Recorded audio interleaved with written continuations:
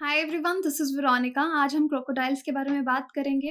25 baby crocodiles जो हैं उनका जन्म हुआ है भिटारकनिका नेशनल पार्क में। कमेंट सेक्शन में बताइए भिटारकनिका नेशनल पार्क कहाँ है। बाकी लेक्चर में तो आपको पता चल ही जाएगा। आगे बढ़ने से पहले मैं आपको बता दूं, अगर आप किसी भी तरह से मुझसे कनेक्ट कर सकते हैं सोशल मीडिया पे, because I feel together we can make a huge difference, चाहे फेसबुक पे, इंस्टाग्राम पे या टेलीग्राम पे। पीडीएफ आपको सिर्फ और सिर्फ मेरे टेलीग्राम चैनल पे ही मिलेगा। और लास्ट डे है 31 अगस्त। जन्माष्टमी सेल का हैवी डिस्काउंट चल रहा है कोर्सेज पे। UPSC, SSC, state PSC, optional 19 course का आपको स्क्रीन पे यहाँ पे भी स्मार्ट कोर्सेज दिख रहे होंगे। और जो नंबर आ रहा है नीचे, उस पर कॉल करके आप डिटेल्स जो हैं वो ले सकते हैं। आप देखिए उड़ीसा स्टेट एग्जाम्स, क्योंकि उड़ीसा को मैंने मेंशन किया तो शायद जो सवाल मैंने आपसे पूछा था उसका आंसर आपको पता होगा। Orissa PSC, judiciary course, SSC, TET, GK, ये कोर्सेज स्मार्ट कोर्सेज अवेलेबल हैं। कुछ कोर्सेज ईएमआई पे अवेलेबल हैं। स्टडी आईक्यू के अच्छे कोर्सेज हैं बहुत। ये अगर आप इनको लेना चाहते हैं तो कॉल करके इनकी जानकारी ले सकते हैं। अब देखिए ये जो न्यूज़ जो हम आज करंट अफेयर डिस्कस करना चाह रहे हैं, न्यू इंडियन एक्सप्रेस जो है वहाँ पे ये खबर जो है वो आई थी, तो हम इसको डिटेल में डिस्कस करेंगे। एग्जाम के लिए भी इंपॉर्टेंट हो जाती है अगर हम क्रोकोडाइल्स की कंजर्वेशन पे बात करें। 2500 बेबी क्रोकोडाइल्स जो हैं उनका जन्म भिटारकनिका नेशनल पार्क में रिसेंटली हुआ। यहाँ पे 84 नेस्ट थे, जो घोंसले होते हैं। अब एग ले करने के लिए क्रोकोडाइल क्या करते हैं, नेस्ट बनाते हैं, क्रिएट करते हैं। तो टोटल 84 नेस्ट वहाँ पे देखे गए हैं सॉल्ट वाटर क्रोकोडाइल्स। अब क्रोकोडाइल्स की भी अलग अलग टाइप्स होती हैं। यहाँ पे हम सॉल्ट वाटर क्रोकोडाइल्स की बात कर रहे हैं। ये वो क्रोकोडाइल्स हैं जिनका हैबिटेट थोड़ा आपका ब्रैकिश वाटर, सॉल्ट वाटर रहता है। और इनको 84 नेस्ट को पार्क में देखा गया है इनके नेस्टिंग सीजन में, जब ये ब्रीड या मेट आप कह सकते हैं करते हैं। अब 2020 की अगर बात करें, जो भी आपके ये एस्चुरीन क्रोकोडाइल नेस्ट थे, ये अराउंड 103 नेस्ट थे। 3000 हैचलिंग्स काउंट की गई थी। इनंडेशन ऑफ स्ट्रेचेस, इनंडेशन क्या होती है, किसी भी एरिया जब वो पानी से भर जाता है तो हम उसको इनंडेशन बोलते हैं। तो पार्क के कुछ एरिया में बहुत पानी भर गया। किस वजह से, क्योंकि 2020 में आपको पता है साइक्लोन आया था उड़ीसा में, यास करके, और उसकी वजह से पानी ग्राउंड लेवल का भर गया और ये नेस्ट और ये जो एग्स हैं ये काफ़ी डिस्ट्रॉय हो गए। और यही रीज़न था कि जो पॉपुलेशन था क्रोकोडाइल का उसमें डिक्लाइन देखने को मिला। अब ये जो नेस्ट है ये क्रोकोडाइल्स कैसे बनाते हैं, जैसे आप पिक्चर में देख सकते हैं, मैंग्रोव ट्विग्स यूज़ करके, लीव्स यूज़ करके, ट्विग्स यूज़ करेंगे, इसमें पत्ते यूज़ किए जाएंगे, मड यूज़ किया जाएगा और ग्राउंड से थोड़ा ऊपर वाले लेवल पे बनाया जाएगा ताकि पानी से नुकसान ना पहुंचे। क्योंकि मानसून का समय रहता है इनका मेटिंग टाइम का और पानी ग्राउंड लेवल में हो सकता है, इसलिए थोड़ा सा ऊंची हाइट पे बनाएंगे ताकि कि क्रोकोडाइल्स ही इसको ऊंचा बनाते हैं ताकि सनलाइट भी मिल पाए और पानी से डिस्ट्रॉय भी ना हो। लेकिन अगर हैवी टाइडल रेन्स जो हैं, वेव्स जो हैं, साइक्लोन की वजह से जो आई, बहुत सारे नेस्ट उसमें बर्बाद हो गए थे साइक्लोन की वजह से। अब फीमेल क्रोकोडाइल की अगर हम बात करें तो कितने एग्स जो हैं वो ले करती है, 40 to 70 एग्स एक नेस्ट में। तो मुझे बताइए साइक्लोन यास कौन से ईयर में आया था। ओके, तो ये आपके लिए सवाल है। अब फीमेल क्रोकोडाइल जो है 40 to 70 एग्स नेस्ट में वो ले करती है और आप मान लीजिए 500 एग्स में से एक क्रोकोडाइल एडल्ट बनता है। तो रेशो जो है वो बहुत कम है। अब क्रोकोडाइल का जो पॉपुलेशन है इस पार्क की अगर हम बात करें, 1768 हो गया है 2021 में, और 1974 से अगर आप कंपेयर करेंगे तो सिर्फ 96 था। तो 96 से 176 हो गया 2021 में। तो ये कंट्री का biggest salt water crocodile conservation success story है। जब भी आप सक्सेस स्टोरीज लिखें, टाइगर की जैसे हम लिखते हैं या लायन की करते हैं बात हम प्रोजेक्ट या कंजर्वेशन प्रोजेक्ट्स की, तो आप क्रोकोडाइल के कंजर्वेशन की भी यहाँ पे बात कर सकते हैं, क्योंकि डेटा आपके सामने है 1974 से 2021 का। अब इसके बाद ये क्रोकोडाइल्स ने जो बर्थ दिए हैं, फॉरेस्ट ऑफिशियल्स ने इस पार्क में 3 मंथ का एंट्री को बैन कर दिया है।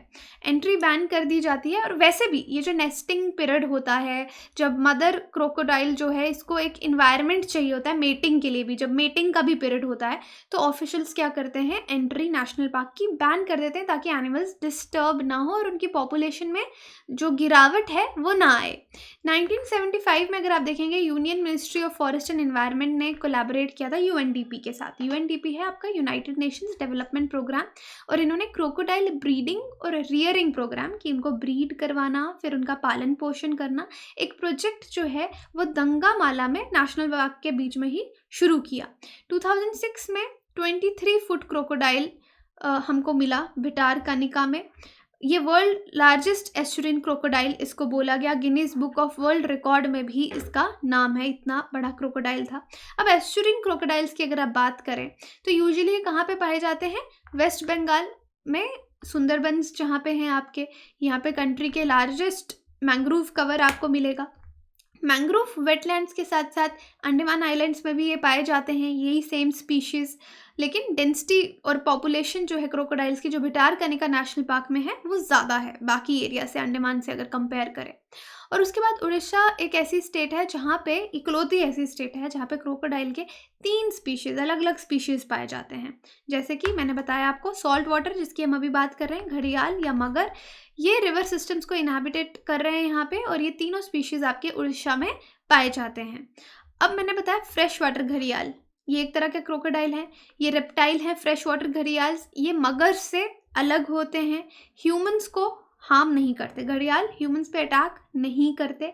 ये क्रोकोडाइल शैलो एरिया में तभी आते हैं जब इनको एग ले करने होते हैं, और जो इनके हैचलिंग्स रहते हैं वो शैलो वाटर में ही रहते हैं थोड़ी देर तक, और फिर डीप वाटर में चले जाते हैं जैसे जैसे वो ग्रो करते हैं।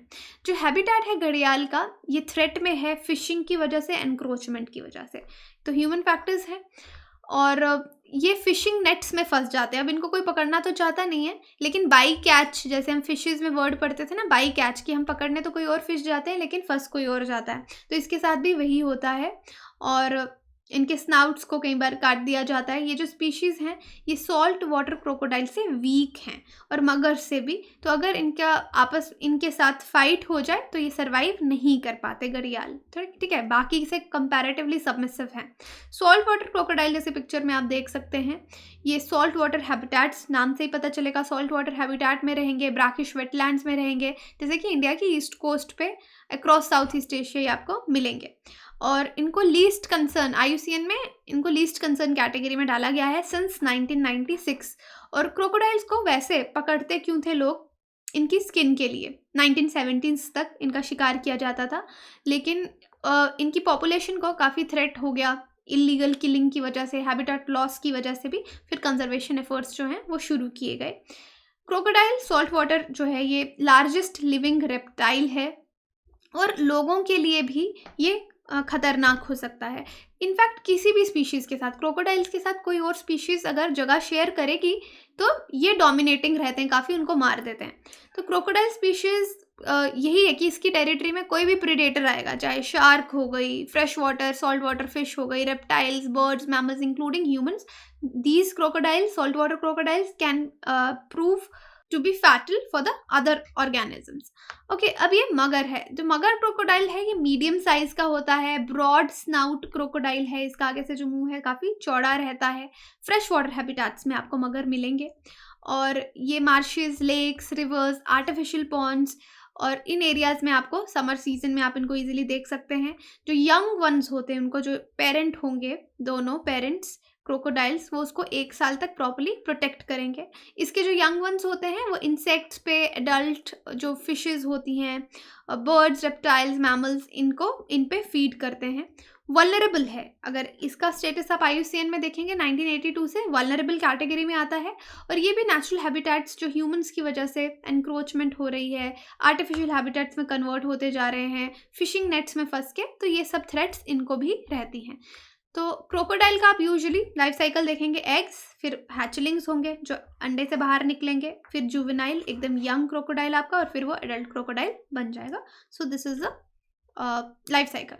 अब क्रोकोडाइल या एलिगेटर का नाम आप सुने होंगे, तो दोनों का डिफरेंस क्या है? क्रोकोडाइल में ऐसे आप उसको पहचान कैसे सकते हैं? देखिए, वी शेप्ड स्नाउट इसका रहेगा, ओके, और इसमें आपको ऐसे थोड़ा यू शेप दिखेगा, कर्व्स दिखेंगे, U shape, exactly V shape नहीं होगा, दैट्स हाउ देख के आप इसको पहचान सकते हैं। तो यहाँ पे भी ये अमेरिकन एलिगेटर और सॉल्ट वाटर क्रोकोडाइल को कंपेयर किया गया है कि कितना पॉपुलेशन है इसका, वेट कितना है, 460 केजी तक वेट होता है और सॉल्ट वाटर वाले का 1000 केजी तक जाता है, और लाइफ स्पैन 35 to 50 ईयर्स और सॉल्ट वाटर का 70 ईयर्स तक लाइफ स्पैन है। तो दोनों का थोड़ा सा कंपैरिजन है। अब भिटारकनिका नेशनल पार्क की जो हम बात करें इसके बारे में देखते हैं। बहुत ब्यूटीफुल है। कहाँ पे है उड़ीसा में ये? केंद्रपाड़ा डिस्ट्रिक्ट जो है वहाँ पे। अभी केंद्रपाड़ा डिस्ट्रिक्ट पे एक और वीडियो मैं आपके लिए लेके आऊँगी, क्योंकि वहाँ पे एक मिठाई है जिसको जीआई टैग के लिए अप्लाई किया जा रहा है। केंद्रपाड़ा रसबली कहा जाता है, तो उसको हम डिटेल में पढ़ेंगे। ये जो नेशनल पार्क है इसको वाइल्ड लाइफ सेंचुरी की तरह इस्टेब्लिश किया गया था 1975 में। टोटल एरिया सेंचुरी का 525 स्क्वायर किलोमीटर है। सेकंड लार्जेस्ट मैंग्रोव इकोसिस्टम है ये इंडिया में। तो ये चीज़ें आपको मालूम होनी चाहिए। यहाँ पे सवाल है आपके लिए, two important rivers, one with its source in Jharkhand and known by a different name in Orissa and another with its source in Orissa merge at a place only short distance from coast of Bay of Bengal before flowing into sea. This is an important site of wildlife and biodiversity and a protected area. तो बताइए कौन सा option सही है? Telegram पे इसको attempt ज़रूर कीजिए, आपको आंसर मिलेगा। Just for extra information, exam में ये नॉलेज आपके काम आएगी। बाकी लास्ट डे है 31 अगस्त 2021 हमारी जन्माष्टमी सेल का, तो आप कॉल करके जानकारी ले सकते हैं। Thank you so much.